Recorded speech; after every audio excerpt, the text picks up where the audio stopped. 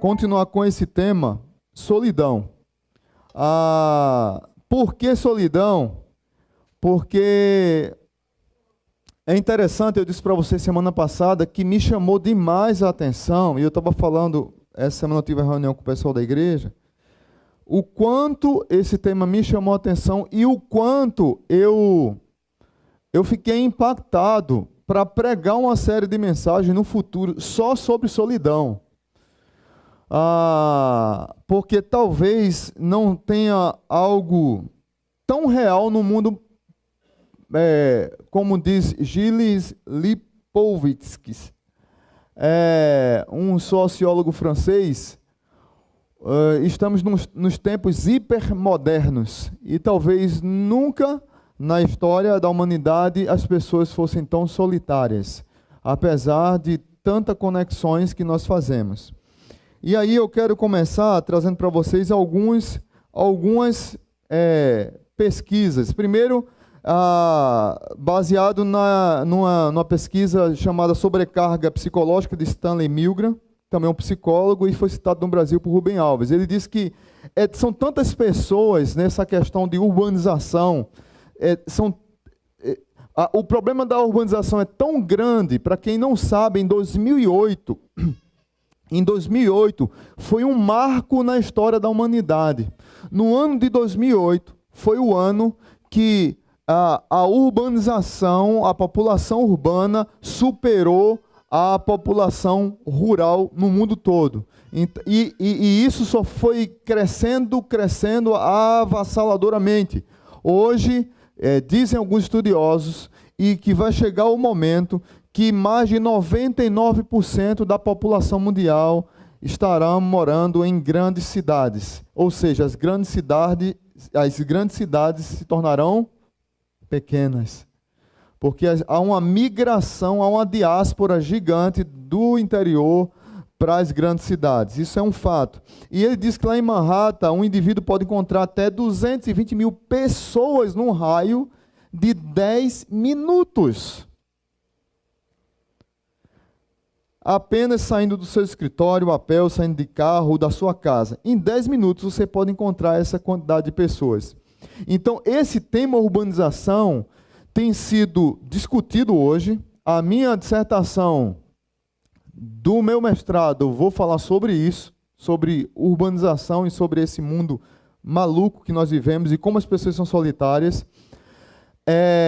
Durkheim, um sociólogo, ele desenvolveu um termo chamado anomia, que fala justamente sobre as pessoas que não obedecem às regras sociais, são racionalistas demais, individualistas demais, pensam acelerados demais, não são solidárias, não respeitam as organizações, não valorizam as relações sociais, porque pensam apenas no seu próprio umbigo.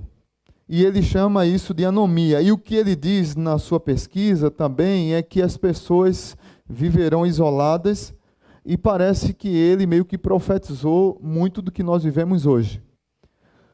Voltando para essa ideia de sobrecarga psicológica, a questão de tanta informação que nós recebemos, tanto acúmulo de informação, alguém já disse que nós somos a geração que tem mais informação na humanidade. Tem um pesquisador brasileiro que diz que ele chama de síndrome de pensamento acelerado. E ele diz que uma criança de 7 anos, hoje, ela tem mais informações na sua mente do que o imperador romano Nero. Pra você ter ideia do que isso pode causar na mente de uma criança. E aí o Milgram diz o seguinte: o que acontece quando o computador recebe mais informação do que é capaz de processar? Ele trava, ele entra em colapso. E talvez esse colapso na mente das pessoas precise de um reset. Cadê Leandro? Está por aí? Precisa do reset de Jesus aí na vida deles. Amém? Para reconfigurar o sistema. Quem lembra daquelas telas de MS-DOS, a turma que... Os coroa, levanta a mão aí. Que ficava MS-DOS, assim, ficava cheio de letrinha lá, de linguagem binária, e tinha que resetar o computador. Hoje é tudo mais tecnológico, tudo mais bonito, mais arrumado. Mas o problema é que muitos de nós culpamos a urbanização por nossa solidão. Culpamos a urbanização, culpamos a cidade, mas eu vejo, na verdade, que a urbanização, que a solidão, ela não deve ser culpada no sentido do que eu vou falar hoje, porque, na verdade, ela revela quem somos nós. Quem somos nós, o buraco está muito mais embaixo do que apenas procurar um bode expiatório para acusar dos nossos problemas. Então, eu defendo a tese que a solidão não é um problema apenas urbano nas grandes cidades, mas a solidão é um problema existencial e espiritual. Por quê? Quantas pessoas estão sozinhas, apesar de estarem cheias de pessoas ao seu redor? Você conhece alguém que é sozinho, apesar de estar no meio da multidão? Conhece? Ou você é assim? Não é à toa que a igreja hoje está lotada. Concorda comigo? Não é à toa. É o tema. As pessoas se sentem sozinhas, apesar de estarem acompanhadas. A internet está cheia de gente solitária. Está aí uma imagem de redes sociais. Muitas pessoas que vão para a internet, já falei semana passada, falei de uma pesquisa, vão, e é bom, eu encontro amigos que eu não via 20, 30 anos, não vou dizer mais para não dizer minha idade. Você talvez encontre amigos que não vê há 87 anos, amém. Os coroas estão na internet. Isso é bom, gente. Agora, até certo ponto é bom. E em alguns momentos não tem sido bom, tem sido doentio para algumas pessoas. Quantos barzinhos estão cheios de pessoas solitárias? Quantos lugares que você frequenta, cinemas, shoppings, praças de alimentação, estão lotados de pessoas, mas de pessoas solitárias? Domingo passado falei, hoje repito, de uma música que eu acho uma das músicas mais lindas do nosso cancioneiro brasileiro. Oswaldo Montenegro escreve essa letra e ele é sempre meio misterioso nas suas músicas, mas aqui, apesar de ter muita filosofia, tem coisas muito, muito claras da nossa realidade. Ele diz assim, olha, faça uma lista dos grandes amigos. Quem você mais via 10 anos atrás? Quantos você ainda vê todo dia? Quantos você já não encontra mais? Em outra parte da música ele diz, onde você ainda se reconhece, na foto passada ou no espelho de agora? Hoje é do jeito que achou que seria. Quantos amigos você jogou fora? Faça essa pergunta. Quantos amigos você jogou fora? Alguém me perguntou semana passada, me confrontou durante essa semana, disse, pastor, eu nunca tinha parado para pensar que ser amigo dá trabalho. Eu nunca tinha parado para pensar e nunca aceitava a tese de que manter uma amizade é bom e é ensinado pela palavra e deve ser construído, assim como qualquer relacionamento. Então, a minha opção é, não deu certo o relacionamento, acaba.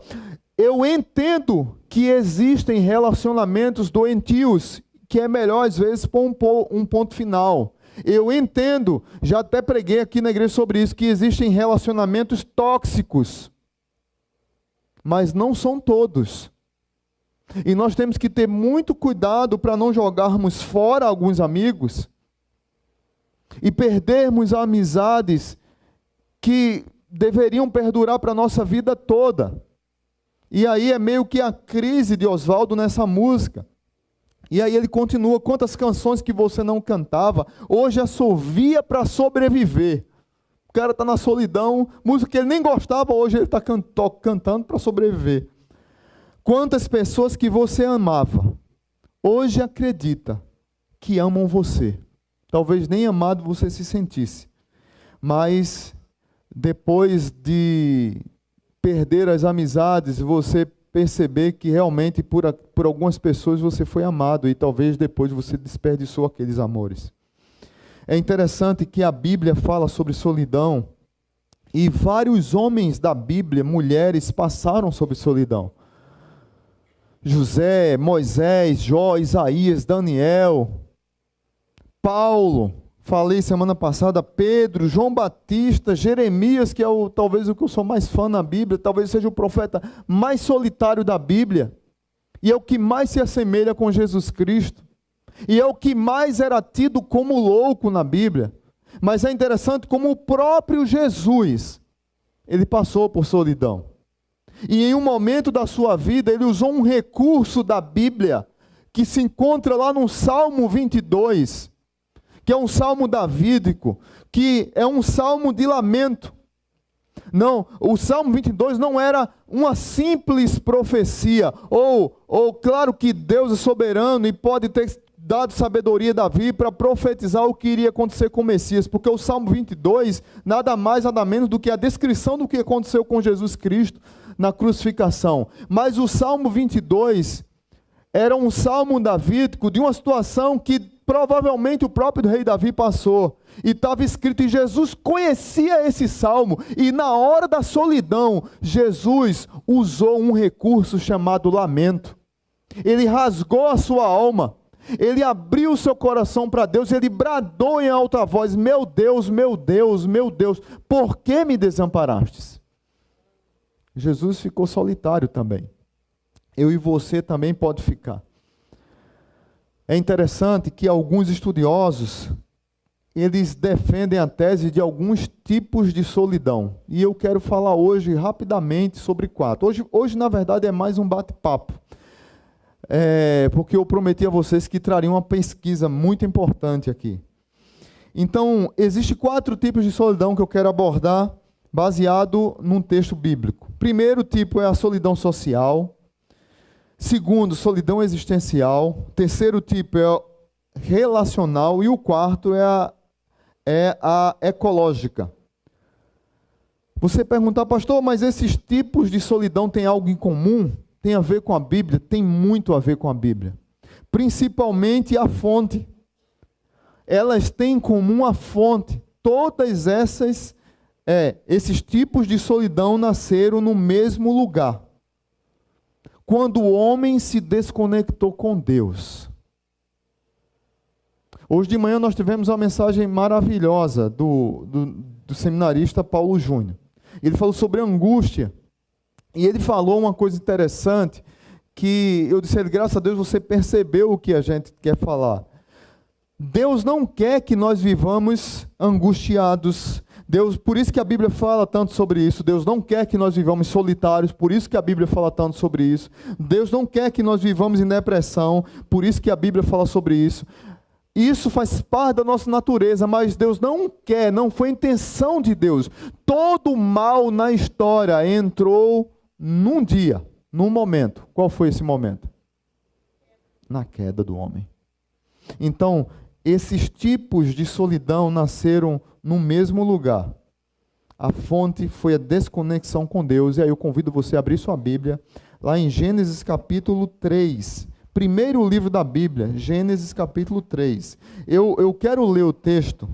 Eu estou muito preocupado com o meu tempo, mas eu acho que dá para ler o texto. Eu quero ler o texto, que talvez você nunca leu Gênesis capítulo 3. Mas deixa eu dizer uma coisa para você. Gênesis capítulo 3 é um dos capítulos mais importantes da Bíblia. Se eu não entendo Gênesis 3, eu não entendo mais nada do Evangelho. Eu não entendo que eu necessito de salvação. Eu não entendo que necessito de um Redentor. Eu não compreendo que para que Jesus veio. Eu sou pecador. Eu sou uma pessoa tão boa. Eu consigo me salvar. Então, em nome de Jesus, leia 50 milhões de vezes, se for preciso, Gênesis capítulo 3, para que a sua vida seja transformada e você compreenda a necessidade de que lá em Adão, no pecado de Adão, eu e você estava também. Tá bom? Então, paremos de acusar Adão. Cadê o coitado do Adão? Está aí? Porque sempre a gente acusa Adão, né? E Adão disse... eu vou contar uma história engraçada aqui para vocês. Uma vez eu estava pregando aqui na quarta-feira, eu disse, a culpa foi do safado do Adão. Aí Adão estava entrando na porta, Adão é o membro aqui da igreja. Aí eu disse, eu não tenho culpa de sua mãe colocou seu nome Adão. Aí ele ficou rindo, ele entendeu o que eu estava falando. Mas às vezes nós culpamos Adão e esquecemos de nós mesmos. Vamos lá, Gênesis 3 diz assim, ora, a serpente era o mais astuto de todos os animais selvagens que o Senhor Deus tinha feito. E ela perguntou à mulher, foi isto mesmo que Deus disse? Não comam de nenhum fruto das árvores do jardim?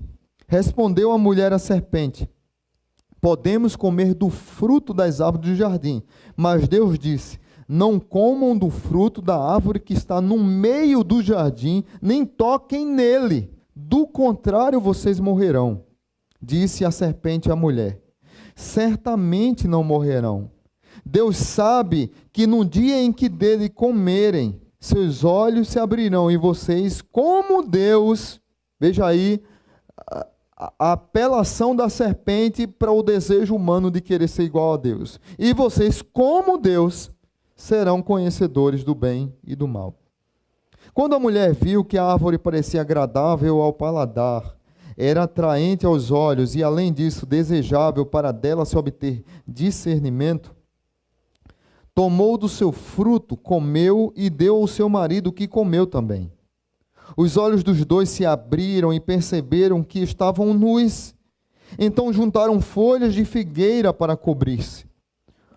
Ouvindo o homem e sua mulher que os passos do Senhor Deus, que andava pelo jardim, quando soprava a brisa do dia, esconderam-se da presença do Senhor Deus entre as árvores do jardim. Mas o Senhor Deus chamou o homem, perguntando, onde está você? E ele respondeu, ouvi teus passos no jardim e fiquei com medo, porque estava nu, por isso me escondi. E Deus perguntou, quem lhe disse que você estava nu? Você comeu do fruto da árvore da qual lhe proibi comer? Disse o homem, foi a mulher que me deste por companheira, que me deu do fruto da árvore e eu comi. O Senhor Deus perguntou então à mulher, que foi que você fez? Respondeu a mulher, a serpente me enganou e eu comi. Então o Senhor Deus declarou à serpente, uma vez que você fez isso, maldita é você entre todos os rebanhos domésticos e entre todos os animais selvagens.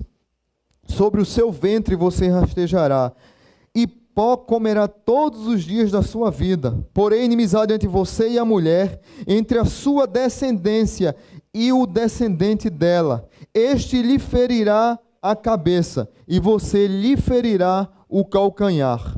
A mulher, ele declarou, multiplicarei grandemente o seu sofrimento na gravidez. Com o sofrimento você dará à luz filhos. Seu desejo será para o seu marido, e ele a dominará.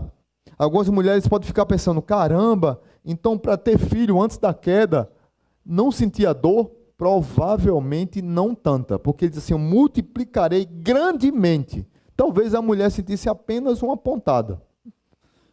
Então, você, mulher, tem culpa lá, porque sente dor na hora do parto.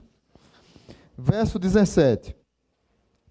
E ao homem declarou, veja aí o que Deus diz ao homem, visto que você deu ouvidos à sua mulher, e comeu do fruto da árvore, da qual eu lhe ordenara que não comesse, maldita é a terra por sua causa. Com sofrimento você se alimentará dela todos os dias da sua vida. Ela lhe dará espinhos e ervas daninhas, e você terá que alimentar-se das plantas do campo. Com o suor do seu rosto você comerá o seu pão, até que volte à terra, visto que dela foi tirado, porque você é pó e ao pó voltará. Adão deu à sua mulher o nome de Eva, pois ela seria mãe de toda a humanidade. O Senhor Deus fez roupas de pele e com elas vestiu Adão e sua mulher. Então disse o Senhor Deus, agora o homem se tornou como um de nós, conhecendo o bem e o mal. Não se deve, pois, permitir que ele tome também do fruto da árvore da vida e o coma e viva para sempre. Por isso o Senhor Deus o mandou embora do jardim do Éden para cultivar o solo do qual fora tirado. Depois de expulsar o homem, colocou a leste do jardim do Éden querubins e uma espada flamejante que se movia guardando o caminho para a árvore da vida. Amém. Aleluia. Esse aqui é um dos textos mais importantes da Bíblia para que você compreenda o que aconteceu conosco. Eu quero tirar algumas lições desse texto para que você compreenda o quanto nós temos problemas de solidão na área social, existencial, relacional e ecológica. Vou ser bem breve, para que você para que eu fale pouco e você tente guardar o máximo de informações possíveis. Primeira solidão que eu queria falar era a social. O ser humano na solidão social se desconecta da realidade. Ele muda a dimensão da vida. Diz a Bíblia que eles perceberam que estavam nus. Eles viviam livres, hoje vivem presos. Nesse caso, ele mudou de dimensão para algo pior. Ele havia sido orientado a não tocar naquela árvore, nem tocar na árvore, quiçá comer da árvore. Um professor meu dizia uma coisa interessante. Às vezes nós queremos pegar Adão e massacrar Adão e Eva porque fizeram aquilo. E ele conta uma história interessante de como nós somos tendenciosos a querer fazer aquilo que Deus não nos permite que façamos. E ele conta a história de um fazendeiro que colocou algo no seu birô e colocou uma caixa em cima, de cabeça para baixo. E ele disse: olha, eu vou entrar de férias. Não bula, literalmente, nordestino. Não bula nessa caixa. Porque aquele funcionário falava mal de Adão todo dia.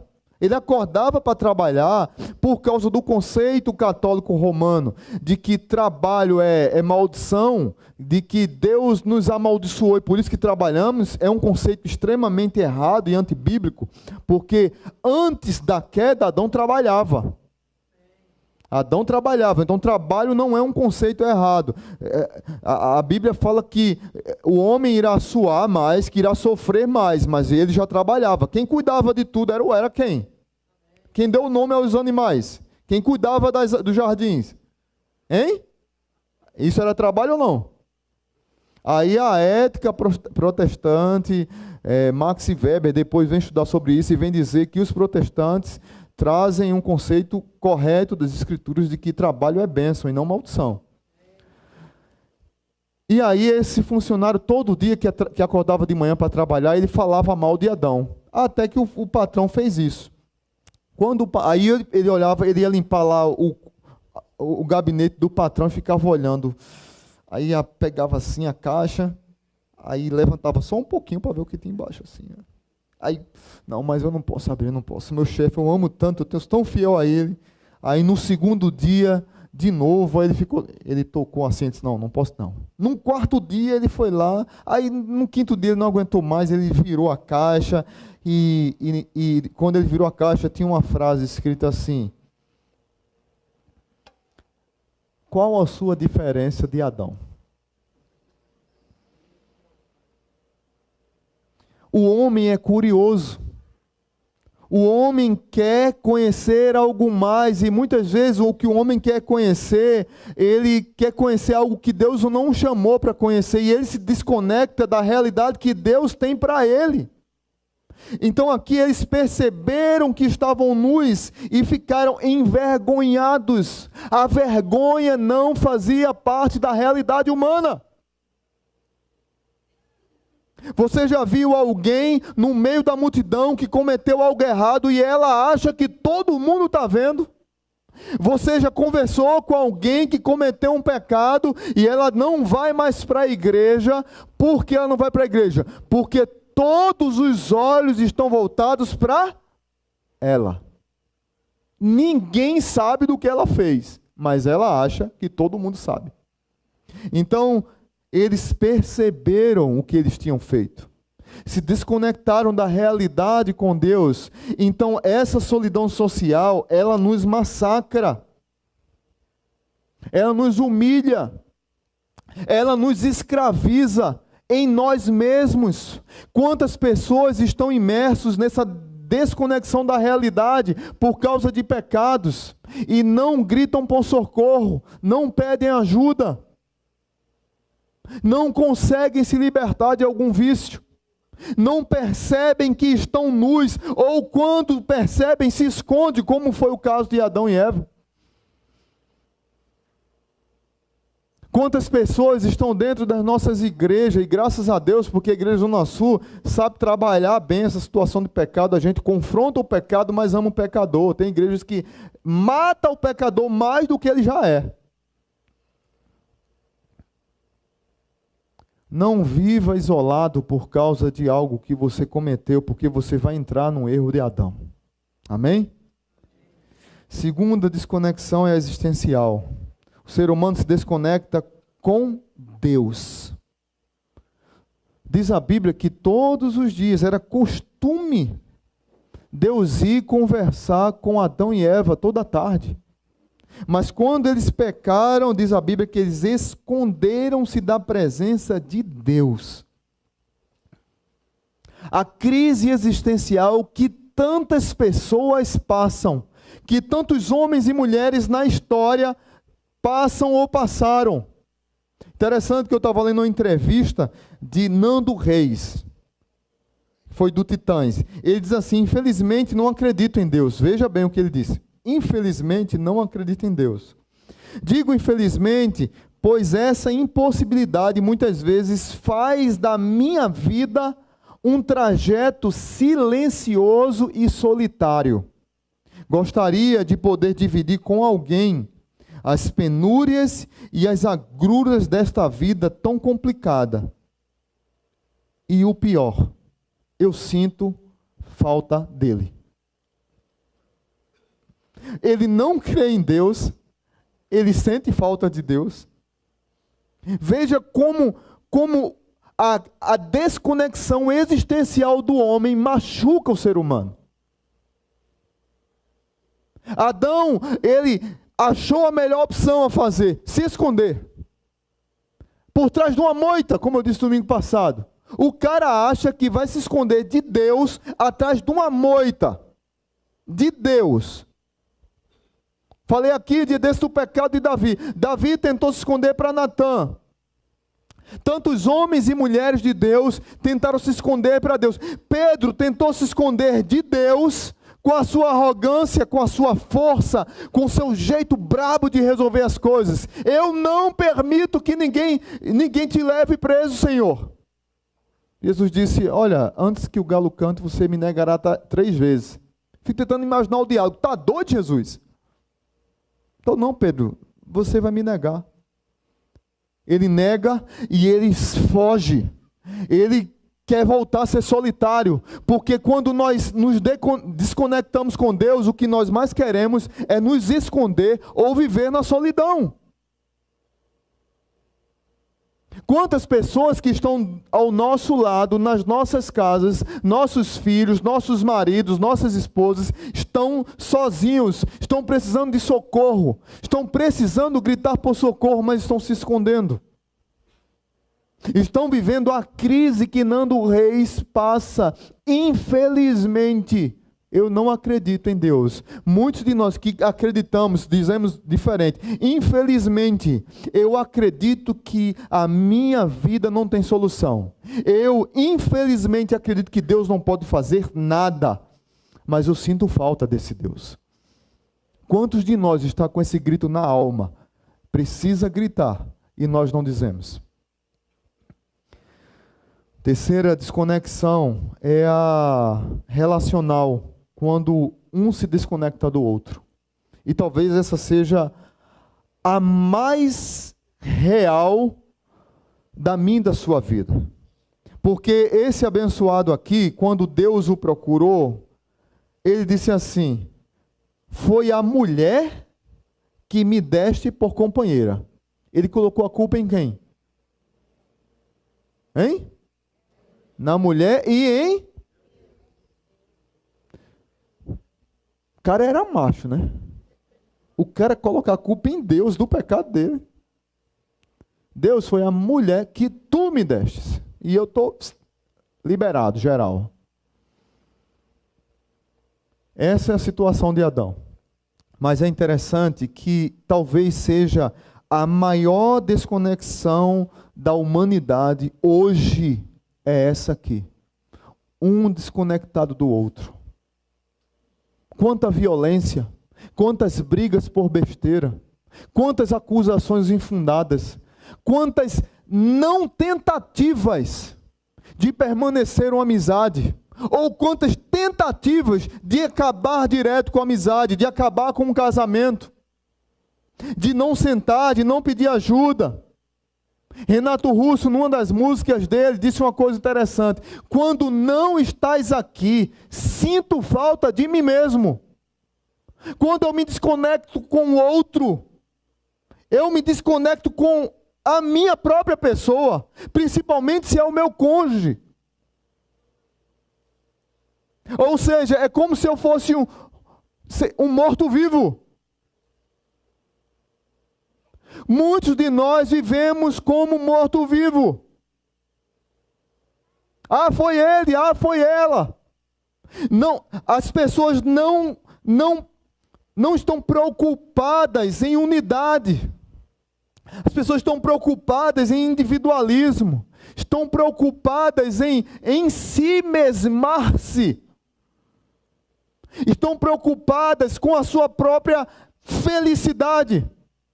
Que o hedonismo, que o racionalismo, que o iluminismo trouxe para nossas vidas. E nós bebemos, estamos dentro das nossas igrejas, dizemos que amamos a palavra, mas sempre foi o outro. Sempre o outro é o errado. Quando não Deus, né? Mas sempre o outro. O outro são os demônios. Os outros são Satanás. Os outros são aqueles que pisaram na bola, que me massacraram. E eu nunca fiz nada de errado. Eu sempre sou vitimizado, eu sempre sou aquele que sofreu com a história da vida, mas eu não consigo largar desse passado, então no presente eu acuso a quem quiser que seja. Essa é a nossa situação. Essa foi a situação de Adão. Essa foi a situação desse jovem chamado Chris, esse nome aí. Eu não sei quem assistiu esse filme, mas eu quero dizer para você que vá para casa hoje, ligue o Netflix e assista com sua família. Amém? E o Netflix dê os royalties para o terreno da igreja. Gente, esse filme é fantástico. Esse jovem formado abandona sua casa, tem traumas, tem motivos? Tem.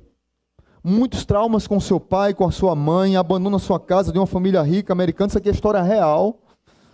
E ele sai da sua casa, não quer viver aquela carreira prestigiosa, lucrativa, escolhe doar tudo que tinha para uma vida no Alasca dentro de um trailer.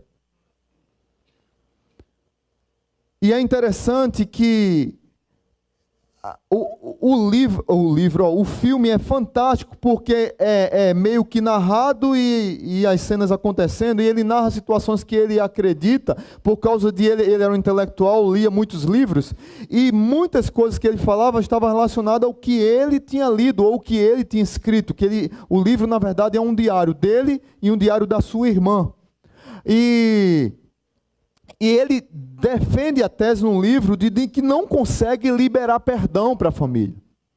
E pelo fato de não conseguir liberar perdão, o culpado sempre é o outro. Então eu vivo solitário por causa do outro. Então tem muitos solitários que estão tomando veneno e esperando que o outro morra. Tem muitas pessoas solitárias que são amarguradas e precisam de cura da alma. Tem muitas pessoas que são solitárias porque não perdoaram e não conseguem entrar num novo relacionamento. C.S. Lewis é tão duro com isso, que ele diz assim: o único lugar que você tem que fechar o seu coração, colocar dentro de um esquife de ferro, protegê-lo, para que ele não volte a amar aqui na terra, é no inferno. Então Deus nos fez para amar. Deus nos fez para perdoar. Deus não nos fez para não perdoar, beber de um veneno, esperar que o outro morra e dizer assim, a culpa foi do outro. E é tua, Deus. Deus nos deu o lamento como recurso e Deus nos deu o escape do perdão para que nós vivamos livre e não durmamos 24 horas com a pessoa. E esse jovem resolve viver solitário. Numa das teses dele também, ele diz assim, não precisamos de relações humanas. Deus nos deu tudo. A natureza é tudo. Deus já nos deu tudo o que precisávamos. E durante seu tempo de solidão, ele escreve esse diário. E depois que ele é encontrado morto por caçadores de alces, no seu diário está escrito uma das frases mais bonitas que eu já vi na minha vida, que foi ele que escreveu. A felicidade só é verdadeira quando compartilhada. No fim da sua vida, ele descobriu que jogou a sua vida fora, porque ele desconectou-se dos outros. Vale a pena você assistir esse filme. Mulheres, preparem os lenços. Amém? Assista. É um programa bom hoje para o casal. Depois assistir com os filhos. Você assiste com a sua esposa, pega o tablet lá. Não assista Fantástico hoje. Principalmente, não sei quanto foi o jogo do esporte.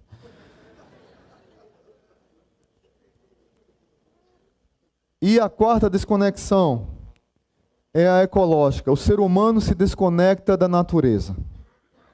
Maldita é a terra por sua causa, Adão.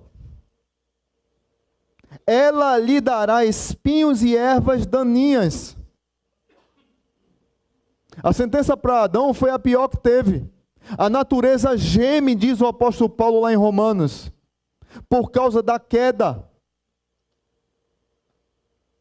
Quem mais deveria defender a natureza eram os crentes.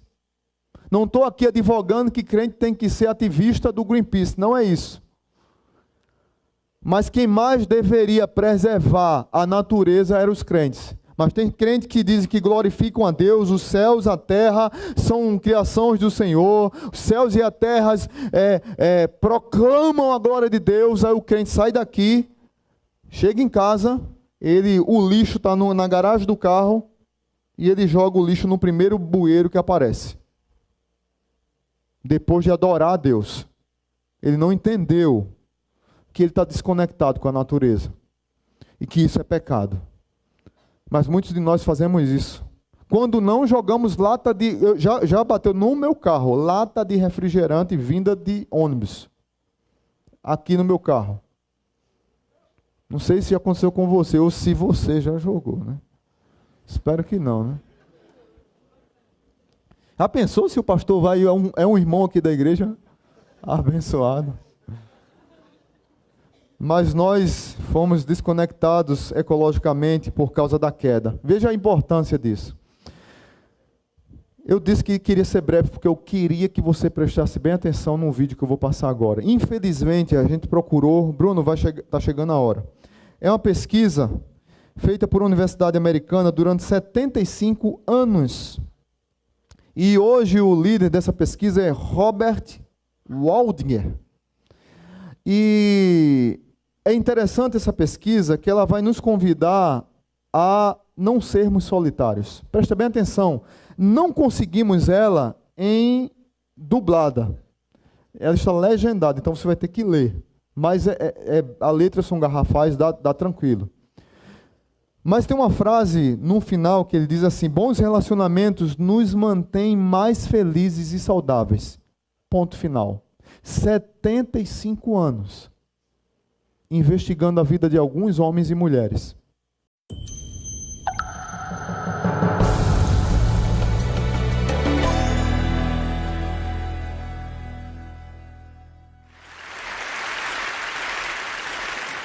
What keeps us healthy and happy as we go through life?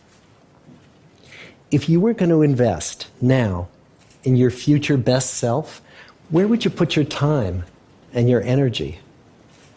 There was a recent survey of millennials asking them what their most important life goals were.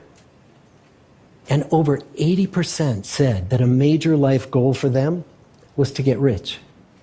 And another 50% of those same young adults said that another major life goal was to become famous. And we're constantly told to lean into work, to push harder and achieve more. We're given the impression that these are the things that we need to go after in order to have a good life. Pictures of entire lives, of the choices that people make and how those choices work out for them, those pictures are almost impossible to get. Most of what we know about human life, we know from asking people to remember the past. And as we know, hindsight is anything but 20/20. We forget vast amounts of what happens to us in life, and sometimes memory is downright creative. But what if we could watch entire lives as they unfold through time? What if we could study people from the time that they were teenagers all the way into old age to see what really keeps people happy and healthy? We did that. The Harvard study of adult development may be the longest study of adult life that's ever been done. For 75 years, we've tracked the lives of 724 men. Year after year, asking about their work, their home lives, their health, and of course, asking all along the way without knowing how their life stories were going to turn out. Studies like this are exceedingly rare. Almost all projects of this kind fall apart within a decade because too many people drop out of the study, or funding for the research dries up, or the researchers get distracted, or they die, and nobody moves the ball further down the field. But through a combination of luck and the persistence of several generations of researchers, this study has survived. About 60 of our original 724 men are still alive, still participating in the study, most of them in their 90s. And we are now beginning to study the more than 2,000 children of these men. And I'm the fourth director of the study. Since 1938, we've tracked the lives of two groups of men. The first group started in the study when they were sophomores at Harvard College. They all finished college during World War II, and then most went off to serve in the war. And the second group that we've followed was a group of boys from Boston's poorest neighborhoods. Boys who were chosen for the study specifically because they were from some of the most troubled and disadvantaged families in the Boston of the 1930s. Most lived in tenements, many without hot and cold running water. When they entered the study, all of these teenagers were interviewed, they were given medical exams. We went to their homes and we interviewed their parents. And then these teenagers grew up into adults who entered all walks of life. They became factory workers and lawyers and bricklayers and doctors, one president of the United States. Some developed alcoholism. A few developed schizophrenia. Some climbed the social ladder from the bottom all the way to the very top. And some made that journey in the opposite direction. The founders of this study would never in their wildest dreams have imagined that I would be standing here today, 75 years later, telling you that the study still continues. Every 2 years, our patient and dedicated research staff calls up our men and asks them if we can send them yet one more set of questions about their lives. Many of the inner city Boston men ask us, "Why do you keep wanting to study me? My life just isn't that interesting." The Harvard men never asked that question.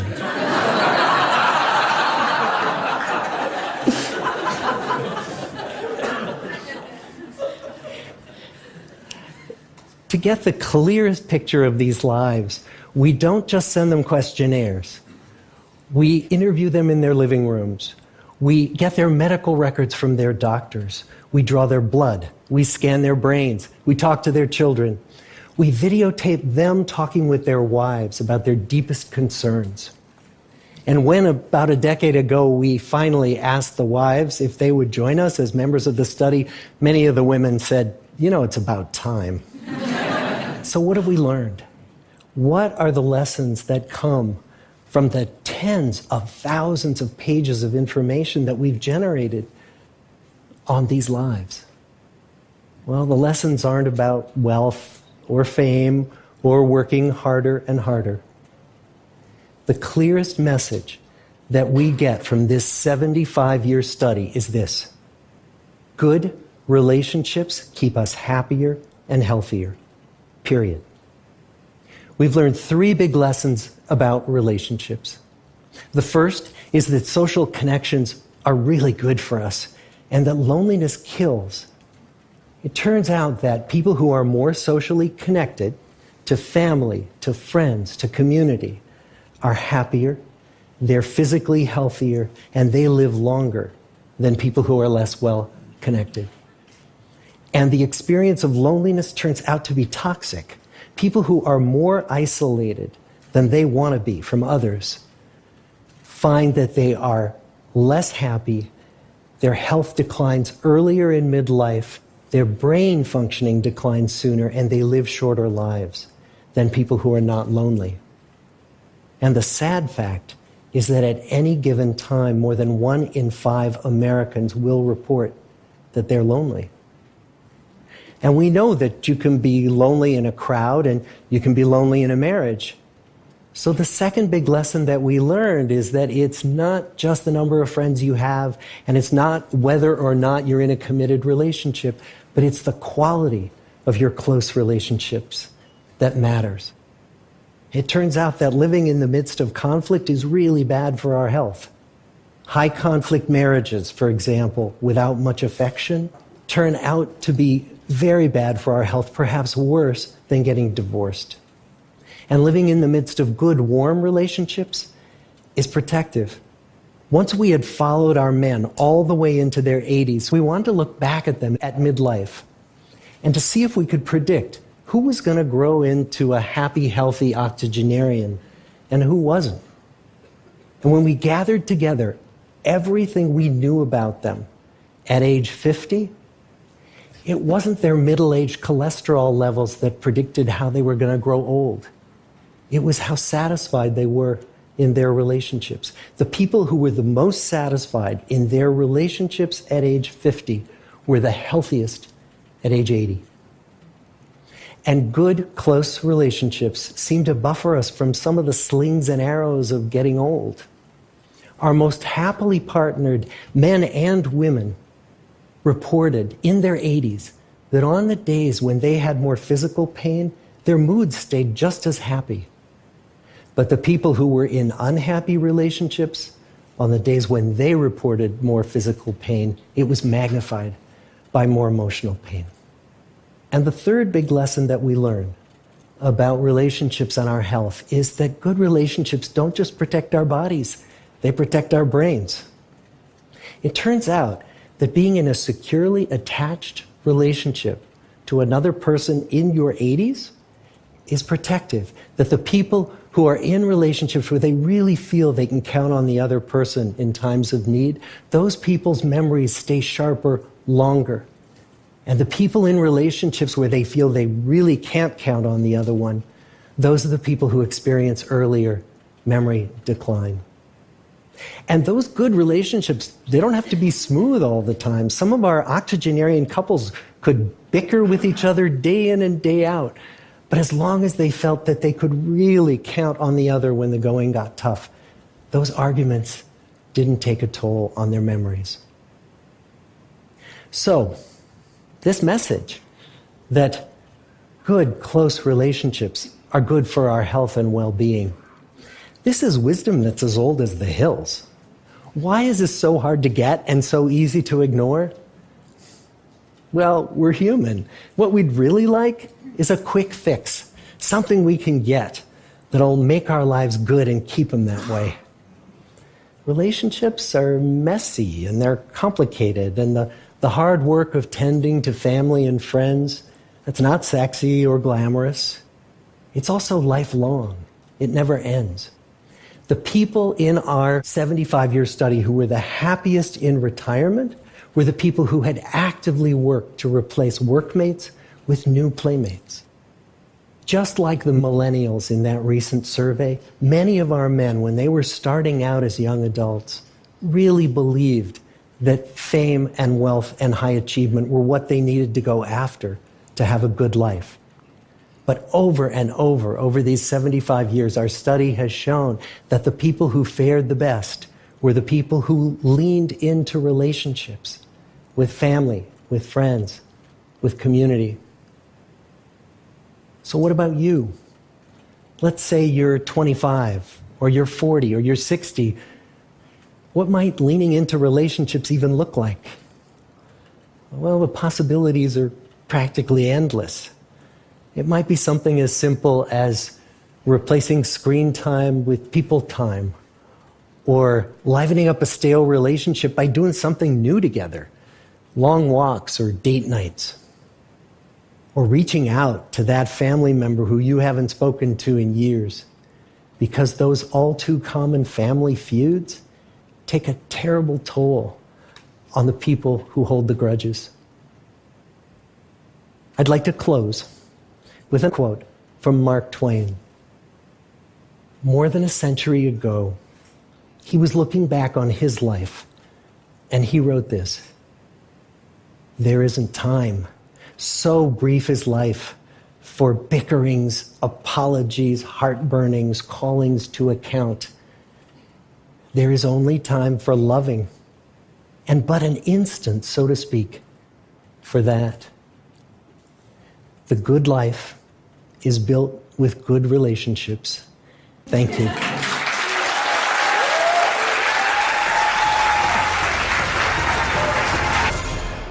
Bênção, né, gente?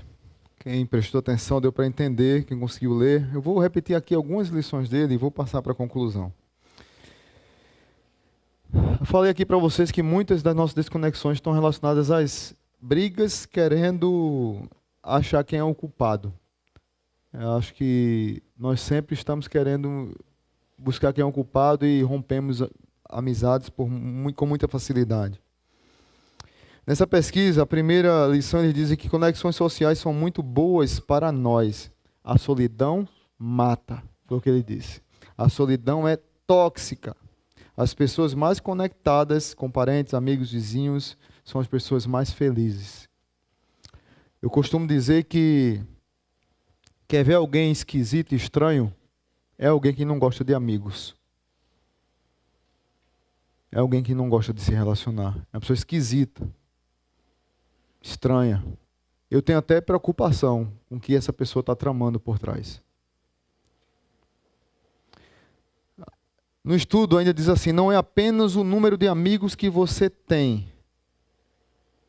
Não é apenas se você tem um relacionamento, mas se esse relacionamento tem qualidade. E uma terceira posição dele foi: relações saudáveis protegem não apenas nossos corpos, mas também nossos cérebros. O fato de poder contar, sem querer ele cita a Bíblia, que eu falei semana passada. O fato de poder contar uns com os outros, mandamentos recíprocos, ajuda na memória, amigos, família, comunidades. Uma vida boa se constrói com boas relações. Como as pessoas que se dizem crentes não gostam de igreja? Como as pessoas que dizem que foi alcançado pelo Evangelho não gostam de se relacionar na igreja? Algo está errado. Tem algo desparafusado nessa pessoa. Não tem como. O pior de tudo é que nós temos muitas pessoas assim. Porque, na verdade, talvez não compreenderam lá atrás o Gênesis 3, a queda. E estão fugindo, na verdade, de uma reconexão com o próprio Deus, ou, na verdade, nunca se reconectaram com Deus. Ou nunca tiveram uma relação pessoal e verdadeira com Deus. Ou seja, muito, posso dizer isso aqui sem sombra de dúvida, muitas pessoas que são solitárias por decisão própria, talvez não tiveram encontro com Jesus ainda, apesar de estarem nas igrejas, batizadas, servindo na igreja, dando aula, pregando, ensinando, cantando, mas nunca tiveram encontro com Jesus. Porque quem tem um encontro com Jesus não quer viver sozinho. Quem tem encontro com Jesus ama gente, gosta de pessoas. Quem teve encontro com Jesus não vive tomando veneno esperando que o outro morra. Tenta resolver o problema.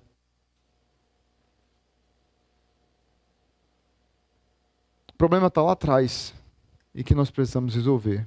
E aí eu queria fechar com algumas lições, para que você reflita, ore e decida. Primeiro, todas as nossas solidões nasceram na mesma fonte. Qual foi? A queda. Não tem outra fonte. Lá foi o início daquilo que a urbanização revela quem nós somos. Lá começou tudo. A queda teve um grande impacto na minha e na sua vida. E nós precisamos entender nisso. Segundo, Deus interviu e anunciou o escape, a nossa redenção. Gênesis capítulo 3, versículo 15, tem a primeira pregação do Evangelho na Bíblia. Chama proto-evangelho.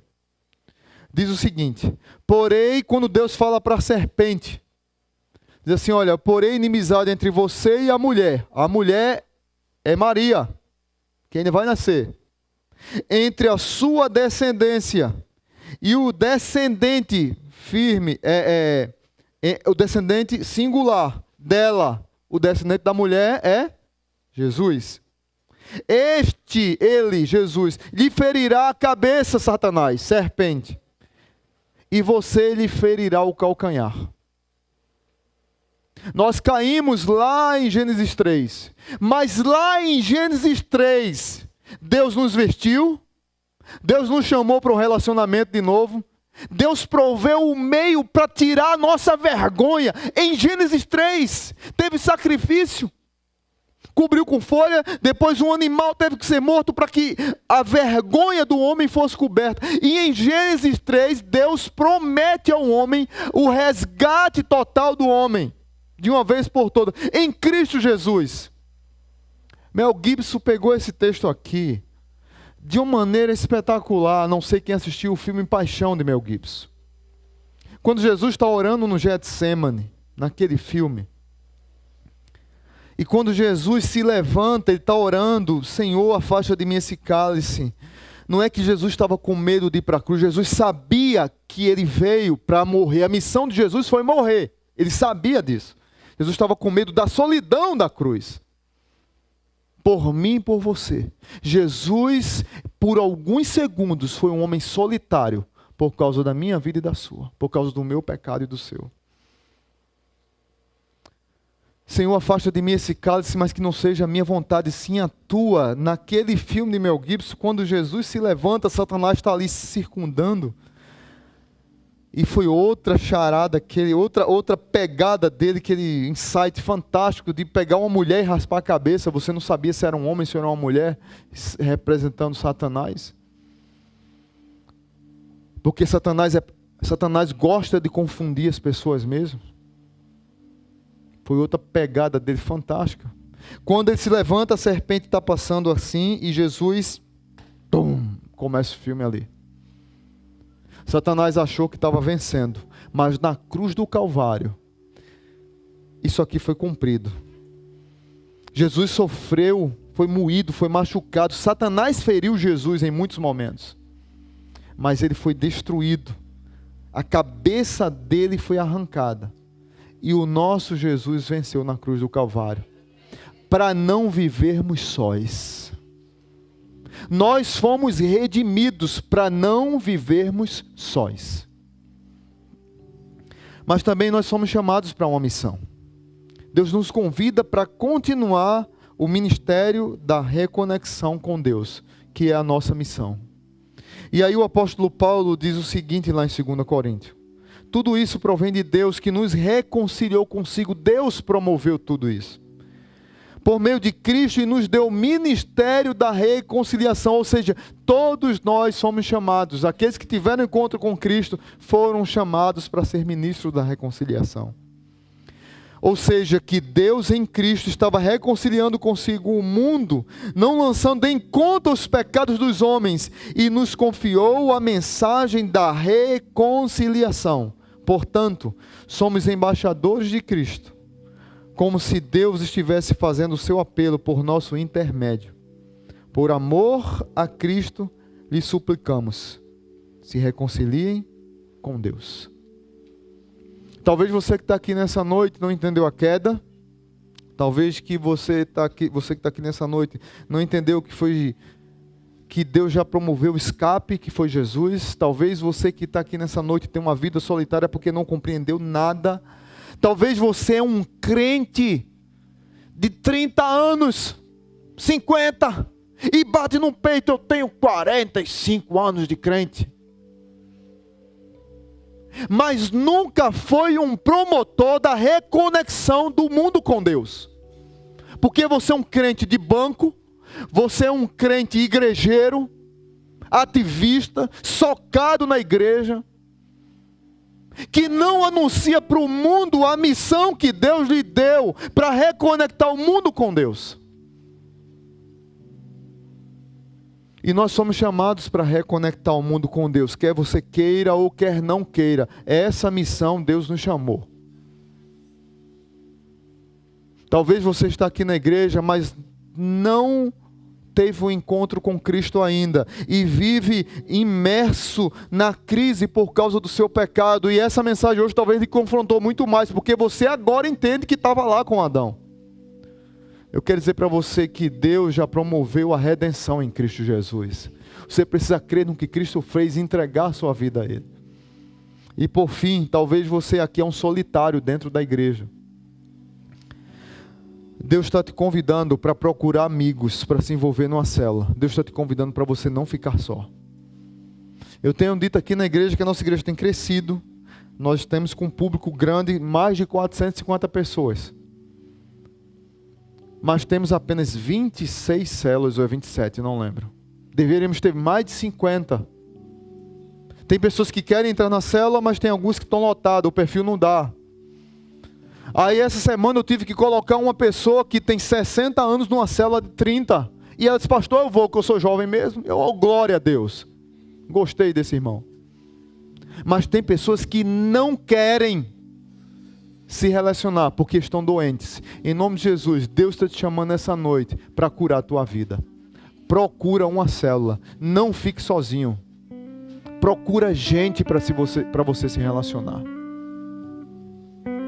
Talvez você diga assim: eu sou bom demais para entrar numa célula. Cuidado, talvez você estrague a célula. Reconheça que você estava lá na queda e vá para a célula como um pecador e não como perfeito. Você precisa de gente. Não fique só.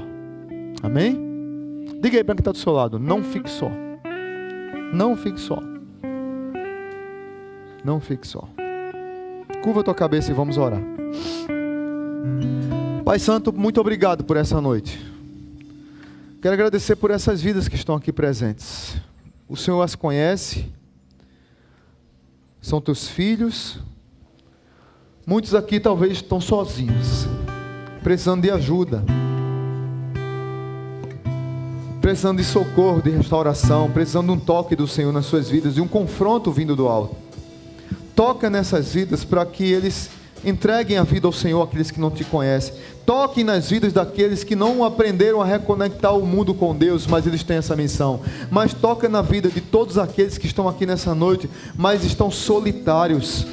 Aqueles que já tiveram encontro com o Senhor e aqueles que não tiveram ainda.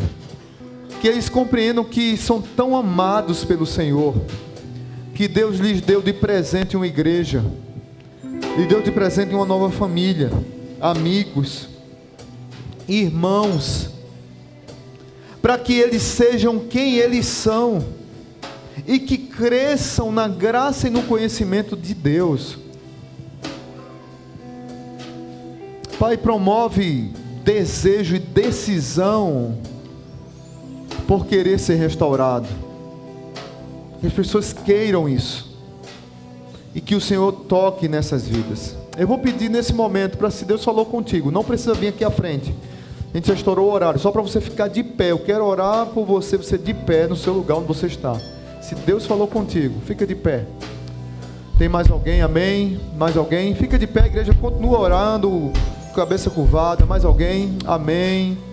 Mais alguém? Pode ficar de pé onde você está. Amém? Mais alguém? Amém? Amém? Amém? Mais alguém? Pai bendito, obrigado por essas vidas. Talvez que estão vivendo por algum motivo uma crise de solidão. Eu não sei o que elas passam ou por que passam. Não sei se estão naquela estatística das pessoas que decidiram ser arrogantes e cheias de si mesmo. Não sei se foram as circunstâncias da vida que lhes machucou e se decepcionaram com alguma coisa ou com o próprio Deus. Não sei se foi algo do passado que machuca no presente e eles não conseguem viver o presente. Mas a minha oração nessa noite é que o Senhor chegue com cura e restauração nessas vidas, ó Pai. E promova decisão, que eles saiam daqui decididos a não viverem sós mais. Que eles saiam daqui decididos a pedir ajuda e não fugir. Tem pessoas que fogem, criam, arrumam projetos, arrumam outros planos para fugirem de relacionamentos e não percebem que estão morrendo aos poucos na solidão. Promove cura nessas vidas, promove restauração nessas vidas, no poder de Jesus que nos redimiu na cruz do Calvário. Que o amor de Deus o Pai, que a bendita e maravilhosa graça de Jesus e que a comunhão do Espírito nos acompanhe e que nós não vivamos sós. No nome de Jesus. Amém. Todos podem ficar de pé. Vamos cantar essa música. Dê um abraço ao seu irmão e abençoe a vida dele. E diga de novo, não fique só. E vamos cantar esse hino agora.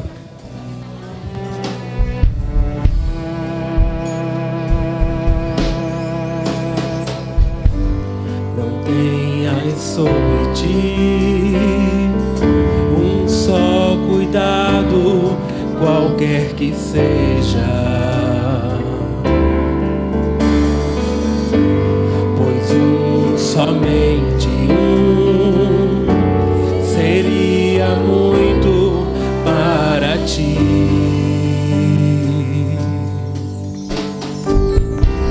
É meu, somente meu, todo o trabalho, e o teu trabalho é descansar em mim. É meu, somente meu, todo o trabalho, e o teu trabalho é descansar em mim.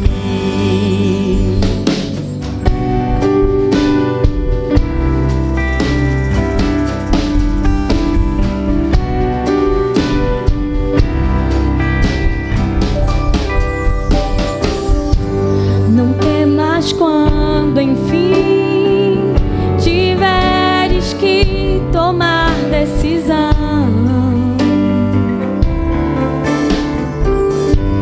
entrega